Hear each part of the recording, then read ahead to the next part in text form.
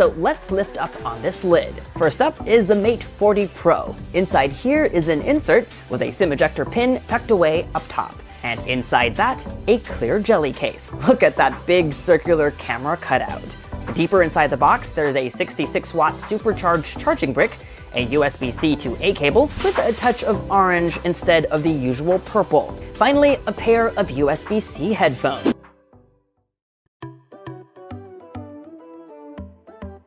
Just generally, it's a nice, smooth-feeling phone. There's not a single sharp edge to be found on it anywhere. Cool little red power button too. Also, just when you thought you'd seen every possible way to design a smartphone camera module, here's another one. They call it the Space Ring. I call it the camera donut, but you can kind of see where they're coming from. It's got a very alien UFO type aesthetic to it, but I'm still not sure if I think it looks futuristic. I can't help but feel like flip it upside down and this is an iPod scroll wheel.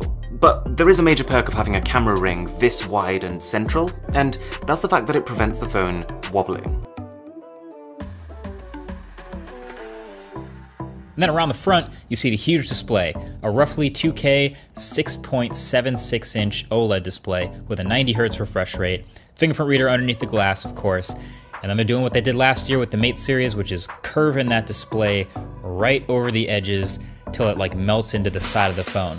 Now, y'all know how I feel about actually using curved displays. They create unnecessary accidental touches, they can be frustrating, they cost more, and they're more fragile.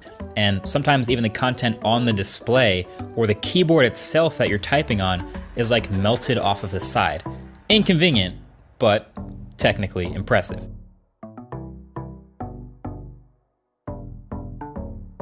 The Mate 40 Pro has a triple camera setup, headlined by a 50-megapixel wide camera with a large 1/1.28-inch image sensor. In keeping with its symmetric design, there's one more circle over here. That's the laser autofocus module. Then there's a 5x periscope telephoto lens, there's a macro camera, and there's a 100-degree ultra-wide camera. Let's start off with 12-megapixel still photos from the main camera. These are excellent, with natural-looking fine detail, rich colors, very little noise, and wide dynamic range. You can also shoot at the nominal 50-megapixel resolution. You don't get much extra detail. Its main camera completely nukes the iPhone 12 Pro in most situations. It's got that nice big sensor to get a crispy foreground-background separation. The front camera still isn't as natural looking as I'd like it to be, but it's very detailed, almost too detailed. And with this phone, part of the reason we've got that chunky hole punch is that there's also an ultra-wide front camera. And then here's a few shots with the front camera where we also get an ultra-wide lens, although ideally you'd use it to get selfies with a bunch of your mates, but you know, these days and social distancing and all that.